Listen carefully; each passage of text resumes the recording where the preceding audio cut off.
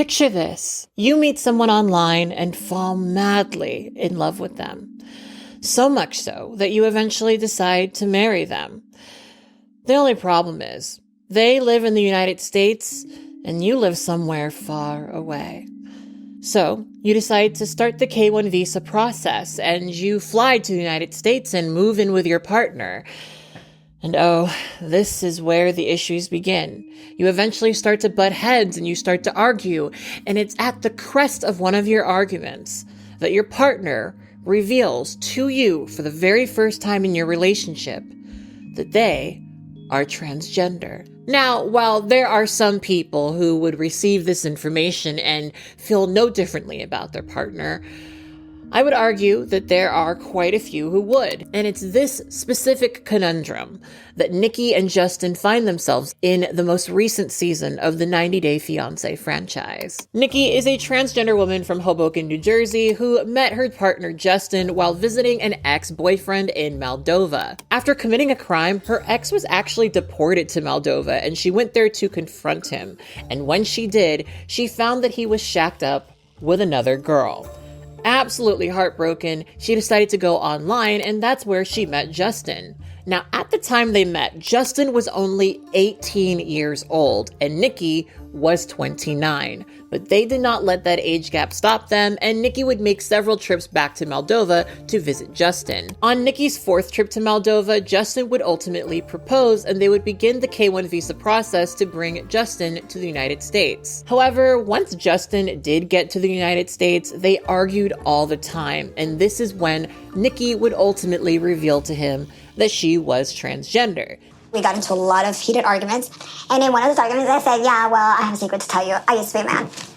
And he freaked. Now, Nikki had bottom surgery when she was around 20 years old, and apparently he had been having sex with her for 2 years without really noticing that she was transgender. And yes, those surgeries can absolutely be that good. Naturally, when Justin found out this information, he was very traumatized, and he decided to pack his things and move back to Maldova. Now, after 15 years of processing, Justin and Nikki are ready to see if they can give their relationship a new shot. After briefly reconnecting in Mexico, Nikki is going to fly to Maldova to see if they will get along with each other and to see if they should actually restart the K-1 visa process. Apparently, you can only do it 2 times, and this would be their second time and their last time. So the stakes are pretty high, especially for Nikki. Right now, Nikki is 47 years old, and she definitely feels like this might be her last chance at love, especially her last chance to find a heterosexual man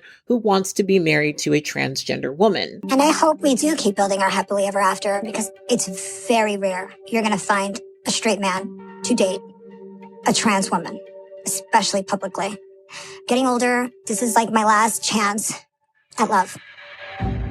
So there is a lot to unpack about this couple, and I really wanted to make this video because I've watched a few commentary videos from people, and there's just so much nuance that I feel that people who are reacting to Nikki and Justin are missing. And as a transgender woman, I wanted to come and give you some of my perspective, because while I will definitely be criticizing Nikki and Justin in this video, I also understand a lot of their folly, and I think that Nikki and Justin's relationship really sheds light on a lot of really complex dynamics that happen in relationships between transgender women and specifically cis men. And so I felt the need to talk about that, to shed some light and give some perspective on these particular trans amorous relationships. So let's start with the thing that a lot of people are criticizing about Nikki and Justin. Nikki waiting so long to share with Justin that she is transgender. I think the thing that people miss the most when they talk about Nikki and Justin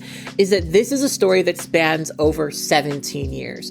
And 17 years ago, our collective understanding of transgender people was very different. There was not nearly as much visibility for transgender people, and you also have to keep in mind that there was also no legal protections for transgender people when it came to their employment.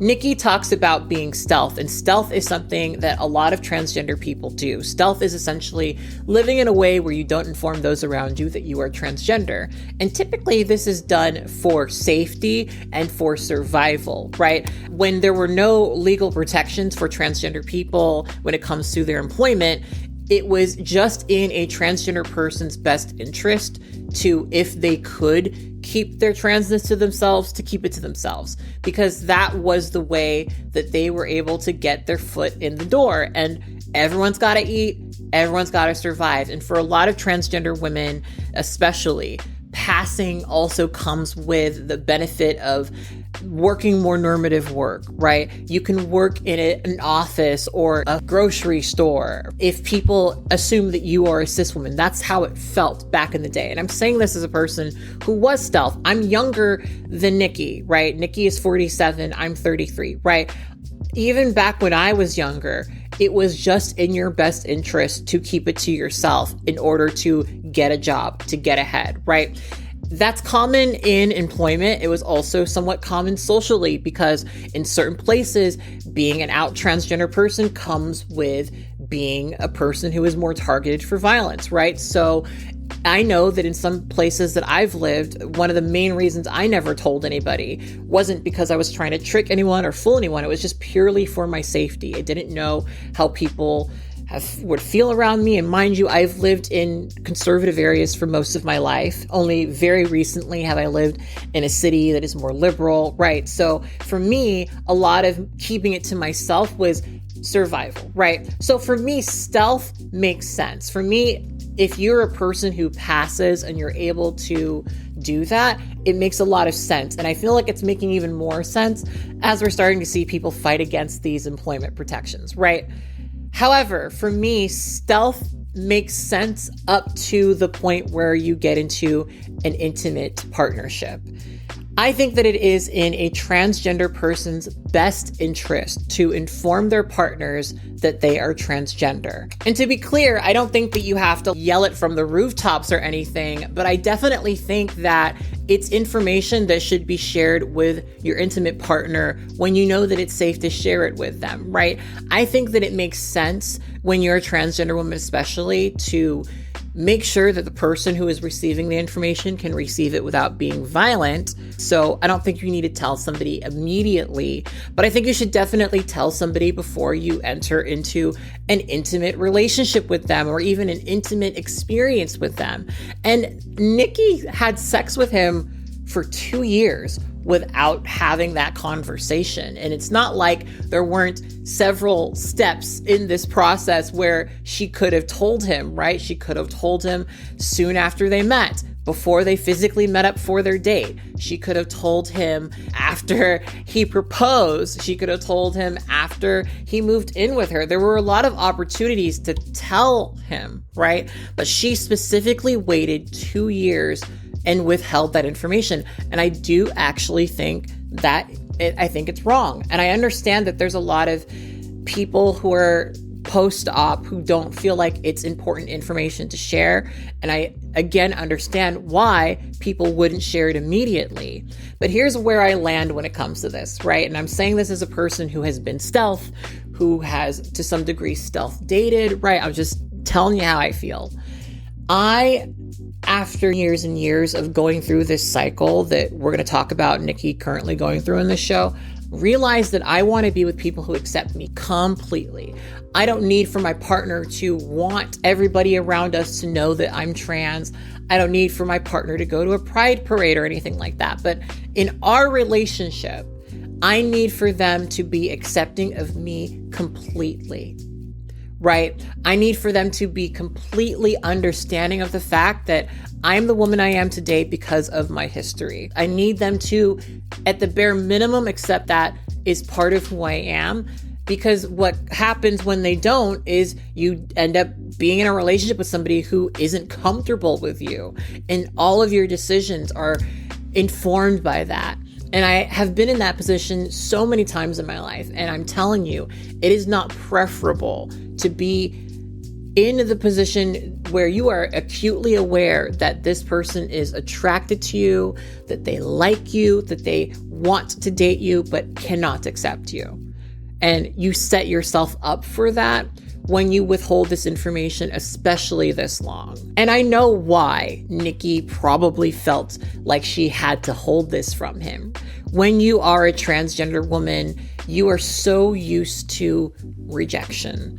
And sometimes the rejection is so preemptive, it is connected so much to assumptions made about you that might not even be true, that you feel like if you could be in a situation where someone got to know you before knowing that you were transgender, you would have a more positive experience, right? For a lot of transgender women, that's what it's about. Get to know me first before dismissing me because I'm transgender, right? But I know a lot of people don't want to hear this, but at the root of that, to some degree, is a little bit of self-loathing. And that self-loathing, I think, really comes out in the fact that she only told him that she was transgender when she wanted to hurt him. And I think that is really worth unpacking. Again, the thing that I think is so interesting about Nikki's story is that we're having a conversation about her 17 years ago versus today. 17 years ago, she was Nicole Sanders, who was a little bit more understated. She was stealth. She had far fewer surgeries, and she definitely was a little bit less comfortable with people knowing that she was transgender. And these days, she's more so Nikki Exotica, this larger than life pop star alter ego that she embraces even in her daily life. And she's no longer hiding that she's transgender in the way that she once did. But both now and then, there's still a degree of insecurity. And a lot of her insecurity is informed by her fear of rejection. I want to show something. This book, it's like instructions for couples to understand better each other. Couples make love, and you don't do that with me. I think when she was younger, she feared rejection purely because it hurt. And these days, she fears rejection because she doesn't want to waste her time, which I completely identify with. But in so many ways, this is a conundrum that she set up for herself. On one hand, she wants to date a man who is proud to be with her, who fully accepts her, and is completely comfortable with anybody knowing that he's in a relationship with a transgender woman.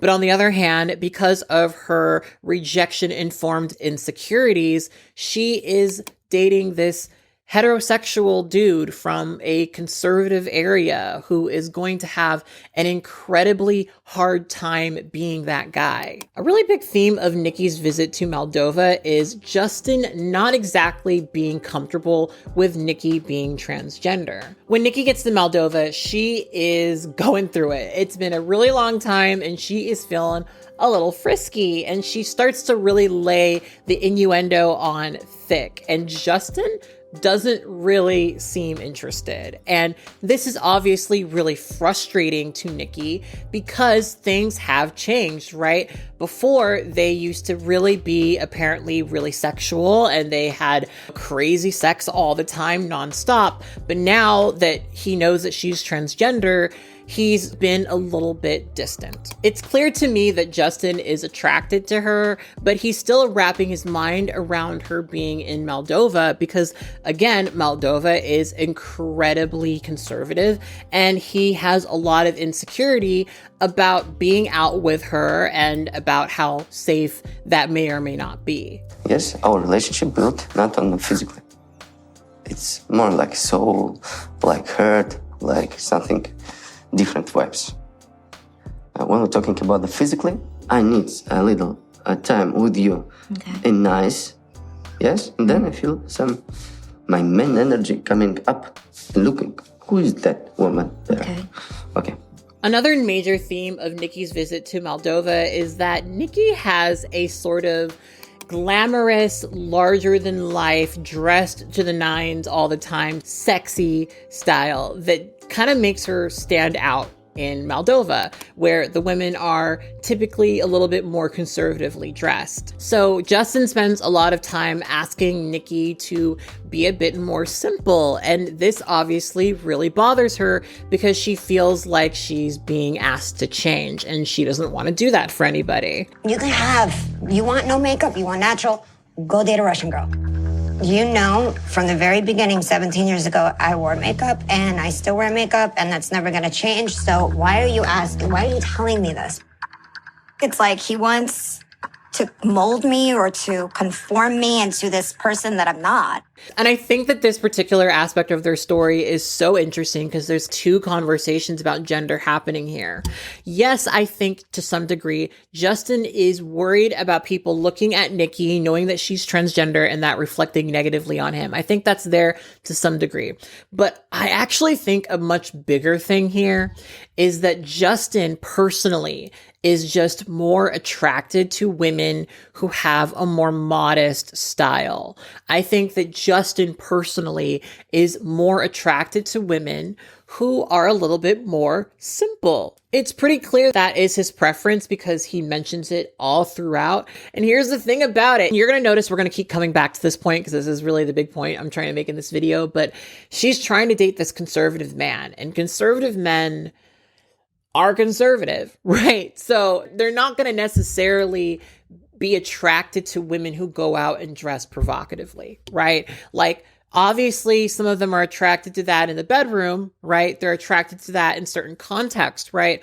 But if you're going to be a transgender woman in a relationship with a conservative man, you can basically assume that what they're going to want from you is for you to be respectable in public and not embarrass them more than you potentially could. And that's the shitty pressure that you end up being in when you try to date one of these men, because a lot of conservative men are very invested in their image, And if he's going to be a conservative man dating a transgender woman, he's going to date a very feminine transgender woman who presents herself in a ladylike fashion, right? That's how it is. And girl, during my pick me era, there were a lot of conservative men who loved that I was a smart girl who dressed a certain way and didn't act like those hoes, basically. That's what you get when you try to date a conservative dude, is they're going to be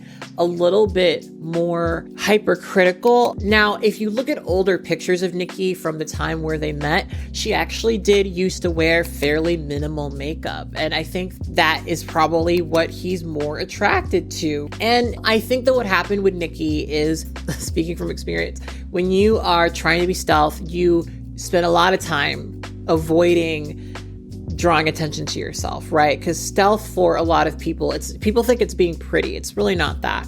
It's passing, right? And part of that is fading into the background and not drawing attention to yourself. And I think that when Nikki was trying to be stealth, that was reflected in the way that she presented herself, right? I think that she was not a look at me kind of person back then. But since they've known each other, Nikki has become a lot more comfortable in her skin. She's more openly transgender. And now she really doesn't want to tone it down. And I know that for some transgender women especially, when you have dealt with having your presentation criticized and scrutinized, when somebody does it in the context of a relationship like this, it could feel like you're being asked to get into another closet. And I can tell that is how Nikki sort of feels when Justin is saying this to her. And let's be real, even if he's just expressing a preference, it is still controlling to some degree, right? To some degree, I agree with Nikki where she says, this is me, you have to accept it or leave, right? But at the other point, again, she's dating a very conservative man. And personally for me, I am a dress for the occasion in the space kind of person. I definitely dress differently in the city than I would going back to Orange County, and that just is what it is. There are certain social mores that I think maybe because I'm used to playing into them, I'm used to doing them, but I still feel like dress for the space. And I think in the town of your conservative man who has made it very clear to you that this is a thing he's concerned about, I don't know if it is the biggest concession in the world, frankly. And here's the thing. Nikki could date a man who absolutely loves her glamorous style. But it's really clear to me that Nikki prefers to date this particular type of conservative man. And I think that this is worth unpacking. Earlier in the season, she shares that one of the reasons why she wants to give this relationship another chance is that she thinks it may be her last chance to meet a man who is heterosexual, who wants to marry a transgender woman.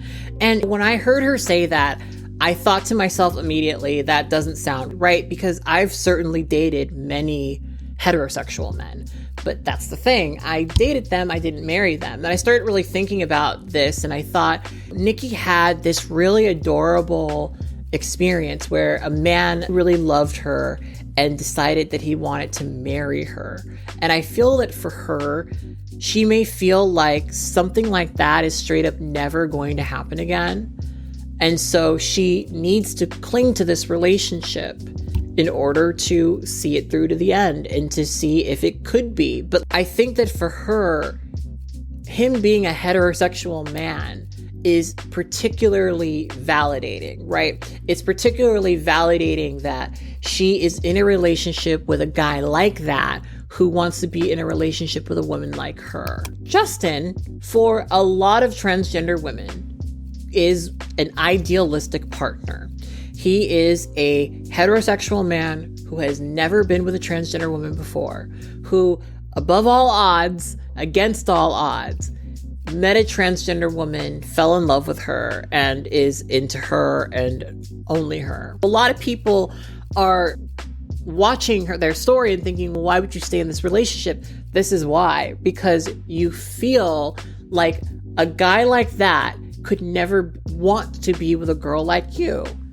And there's something so powerful in that idea that against all odds, this guy who wouldn't usually date a transgender woman wants to date you, a transgender woman. And what happens sometimes is you end up in these situations where, yeah, you got a man, but he ain't much of one. You know what I mean? And that's sometimes how I felt when I was watching this, right? Justin's cute or whatever. And I know that there are plenty of people who would probably look at Justin and be like, why did he pick her? And I think that maybe she might enjoy the idea of people feeling jealous about them being in a relationship, right? But like at the end of the day, I wouldn't want to marry a man who I wasn't sure wanted to have sex with me, right? So it's very clear to me that Nikki places Justin on a pedestal because he's a certain type of guy who is willing to be with a girl like her. We also find out that Nikki has apparently been giving him money, and one of her friends actually accuses her of being his sugar mama. And during an argument, we find out that she apparently paid for his nose job, which was $7,000 apparently. And I gotta say, I would not be able to tell that he's had work done. Whoever his surgeon is, give me their number. Now, I could be completely wrong about this, but watching the show, I do genuinely get the impression that Justin does love Nikki and is willing to go through all of the things he's gone through, losing his friends and family in order to be with her, because he does love her. And I don't get the impression that he's using her for money. I'm sure that's nice, but I don't get the impression that he wouldn't be with her if that wasn't the case. He, from what we can tell, has gone through a lot to be ostracized from his community in order to be in a relationship with her. It's hard for me to buy it. Also, America is not that great. I could be wrong about that, but that is definitely the impression that I have. However, there is still the issue of fitting a square peg into a round hole. If something doesn't change, and like seriously, I think this is so beautiful. Yes, thank you. But literally you have within like 48 hours to change my mind, or I'm literally leaving. Now, after 2 days of Justin rejecting Nikki in Maldova, she has finally had enough, and she decides to give Justin an ultimatum. She says, if you don't have sex with me in 48 hours, I'm leaving Maldova.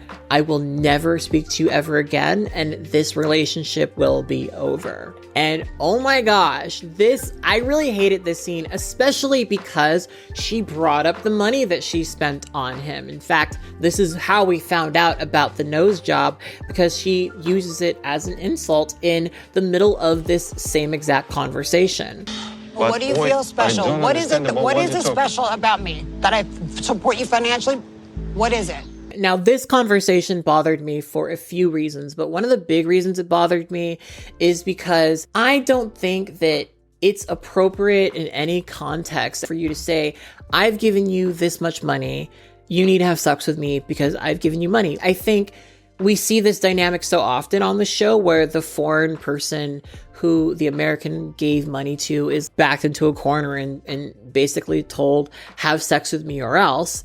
And it's abusive every time. And I think it was pretty abusive here, especially because she brought up the money. Like, it was like she wanted to pressure him into doing something because she sent him money. Now, Nikki blames this on being horny. And for people who might not know this, when you're post-op, some post-op trans women take a small dose of testosterone in order to normalize their sex drive, right? But still, that's not an excuse, right? There's, to me, no context where saying that stuff is okay. It's abusive. It's not okay. Here's the other area that it bothered me. When Justin and Nikki met, Justin was 18 years old. An 18-year-old man is going to have a way different sex drive than a 36-year-old man. And I don't think enough people hear this or know this. Men are not always ready to go when you need them to go, right? We think that that's how it works, but it's pretty common for men, especially in their 30s, to lose a sex drive or to simply not be nearly as interested in having sex. Maybe Justin was really into having sex when they were younger, right? Maybe that's true, but he's changed. From what I can gather, he's grown, and he might just be a little bit more romantic, and that's not the worst thing in the world, right? Plus, for me, another layer of this that is frustrating is I think when you wait 2 years to tell somebody that you're transgender, you can give them a few days. You can give them a few days to work up to being with you, right? You kept that information for 2 years, right? I think you can give them 2 days. Truly. It's completely fine that he would rather sit with you and be romantic instead of jumping in the bed with you, right? To me, it's so strange to be frustrated by that. It's not that I don't understand why, right? When you're a transgender woman, sometimes you end up in these positions where men are attracted to you and they do spending time with you, but they don't want to have sex with you because they're not comfortable with your body. And that can be really frustrating. So I do get that she doesn't want to waste her time. She doesn't want to be there. For her, a relationship is not a relationship if they're not having sex. She actually accuses him of being asexual a few times in the show. That might be the case, but I think what it actually was is he is still adjusting to her being transgender. And he wants to work up in a natural way to being intimate. And I think in so many other contexts, that would probably be a pretty normal thing. But I think for her as a trans woman, especially in the back of her mind, she's thinking, if I were cis, I would probably already be having sex. He would be all over me. And sometimes this can like wind up in your head to the point where you don't even accept that not all men are like that, that he probably would be treating you the same way, even if you were a cis woman, right? I think that we don't talk enough about how not all men are just ready to go at the drop of a dime. I will, however, say that Nikki being in this cycle kind of feeds back into my point, right? Nikki is choosing to date a man who is the least likely to be informed and experienced and comfortable with her.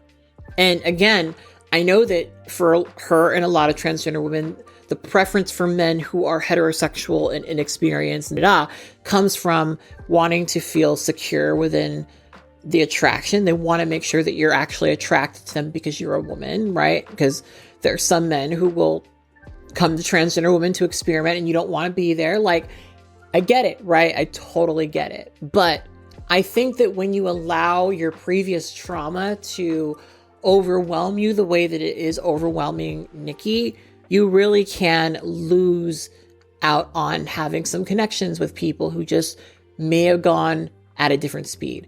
I'm constantly having to deal with this because I'm looking back at certain situations that I was in and realizing that in retrospect, had I been more patient, had I taken more time, I would have probably been able to connect with a certain person, right? But I know that Nikki feels pressed for time and feels like she doesn't have the time and patience to go through those baby steps, holding your hands phases. And that is the precise reason why I personally don't date men who are inexperienced unless they are incredibly confident about it, which they usually aren't. I don't feel invalidated by the fact that somebody is attracted to me, the full me, right? Complete me, right? And I think that more transgender women should embrace the idea that you can be validated through people other than this cis heteronormative structure.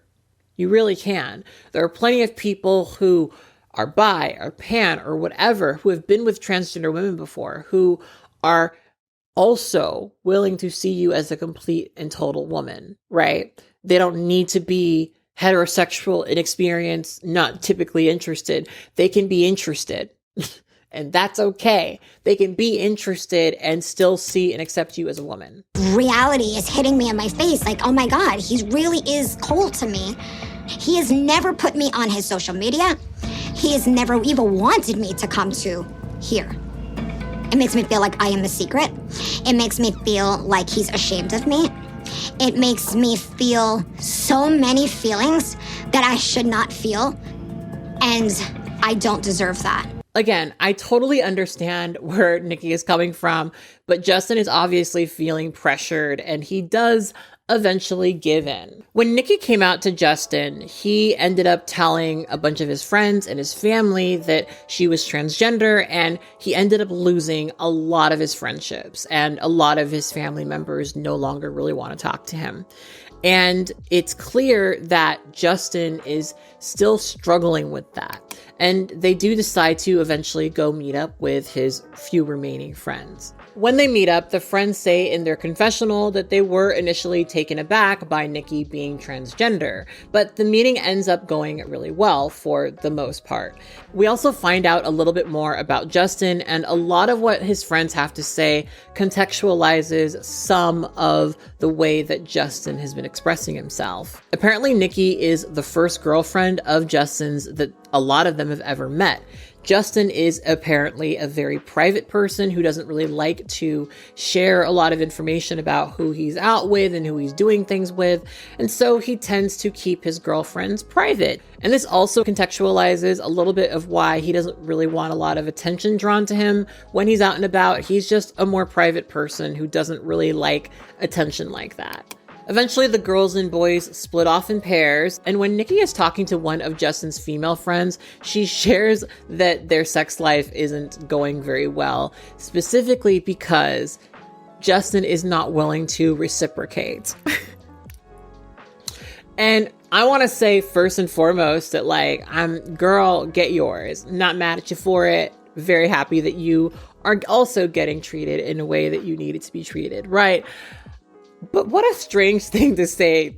I don't know. I would never turn to one of my partner's friends and be like, yeah, he didn't eat me out, so I'm not happy about it. I don't know. That's just odd to me personally, but different strokes for different folks, I guess. When Justin is speaking to his guy friends, they ask some pretty rude questions. One of the questions is, does she have a P or a V? And Justin confirms that she does indeed have a V. Then his friend asks if she acts like a man in the relationship. And without really much hesitation, Justin says, yes, she does.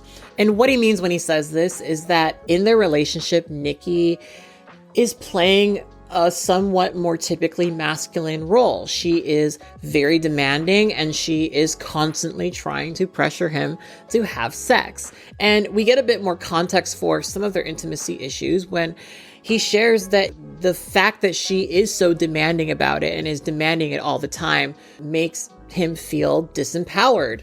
And he shares that what he would like in his relationship is to be able to lead the way that men typically do.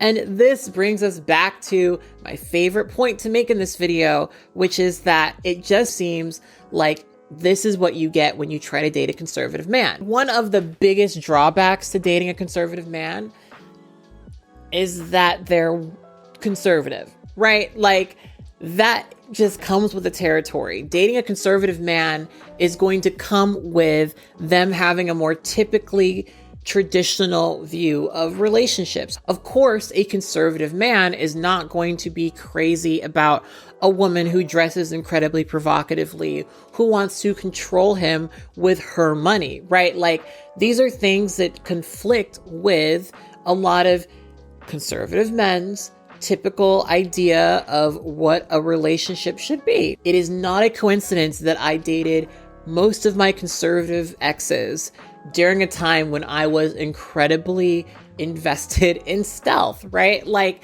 it goes hand in hand. And I think that the big thing that's going to have to happen in Nikki and Justin's relationship is that they're going to have to come to a compromise, right? Because in all reality, this conservative dude is not going to just immediately not be conservative. And I kind of already think that this is what's happening. Justin is putting a lot of himself out there. He has already challenged and changed a lot of his traditions, and they're going to have to come to a compromise. And we actually see in the last episode that Nikki does eventually pick out a more modest dress, and she does end up going to meet the family in this more modest dress. Where I currently am, they have not actually met the family yet, but she does start to compromise. And I really think that is the only way this relationship could actually work. I think the fact that these two want to work on this relationship, even after everything that's happened, is admirable. But I keep coming back to what she said at the very beginning of the series, that one of the reasons she's holding on to this relationship is because she thinks this might be her last opportunity to meet a man who wants to marry a transgender woman. You know, as women, I feel like we really place a lot of value in marriage.